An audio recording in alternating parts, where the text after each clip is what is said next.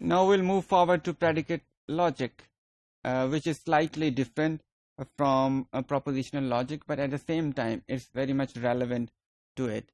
Predicate logic deals with the quantifiers like all, every, each, some, someone, kind of thing. The argument which includes such quantifiers, and if we want to study the truth behavior of such sentences, we use predicate logic, because predicate becomes very important and its meaning become very important in such situations. Usually it is assumed that probably mere propositional logic is not enough to study such sentences. Rather, we have to go for predicate logic in order to see them. For example, the sentences like all men are mortal, Socrates is a man, therefore he is mortal. Such logical conclusions, and in order to understand such argumentations, we need to understand predicate logic more instead of propositional logic. But we cannot say that they are completely different from each other, or they do not interact with each other. Both can help us understand meanings in overall truth value of the sentences. So propositional logic and predicate logic can work together to make us understand the meanings of sentences. If we take a simple sentence here in order to understand further about this predicate logic, we can see a sentence here: John is a man.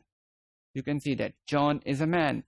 So we have a prediction here: is a man. John is the main subject, you could say, or the main doer, and we have a prediction: is a man.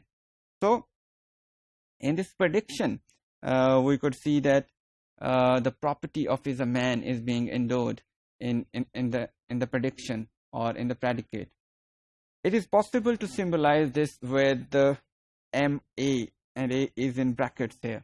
You can see that M stands for the predicate, which M stands for is a man, and man is a main word in this predicate, so we have used M as a symbol.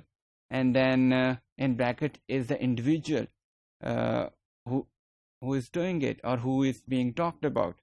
So M stands for the predicate is a man, and A refers to the individual John. This is how we symbolize predicate logic.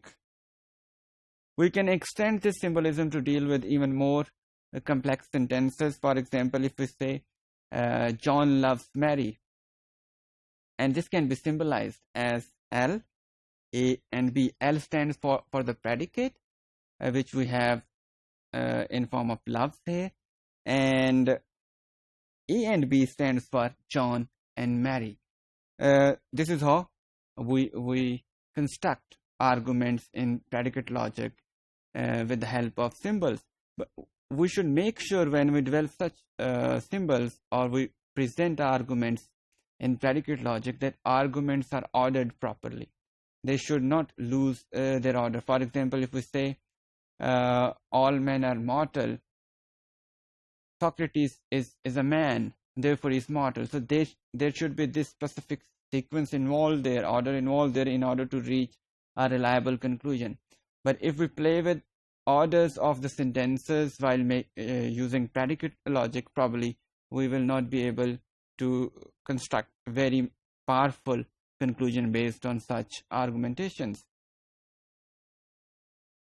We can extend this symbolism to even more complex sentences, and we need to understand the sequence and the content of sentences. For example, John loves Mary and Mary loves John are not equal sentences. We see action is being transferred from different individuals in both sentences. In first sentences, it is John who loves Mary, but in the second sentence, it's the Mary who loves John, and this could be represented differently in predicate logic. You can see in the sentence John loves Mary, we have L, A and B, and in Mary loves John we have L, B, and A. This is how it is represented. So we need to follow the order of the individual as well as the predicate when we present logical representation or symbolic representation of the arguments in predicate logic. Other predicates may take even more arguments. For example, John gave Mary a book. We have more than two particular entities involved in this argument. So we have A, B, and C involved here, and we'll mention them in the sequence as they occur in the sentence. So we have predicate G here, which is related to three individuals, A, B, or C, or three entities. We can see A, B, and C are used to refer to specific individuals known as individual constants, so which do not change. But if individuals have the tendency of change in a sentence, we can use the symbols like X, Y, Z also, which refers to individual variables. We also have a symbol which represents universal quantifiers. This symbol is, you could roughly call it reverse A.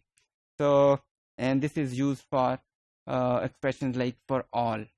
So, predicate logic can also be reduced to symbols, which can help us present them in a better way or in an understandable scientific way.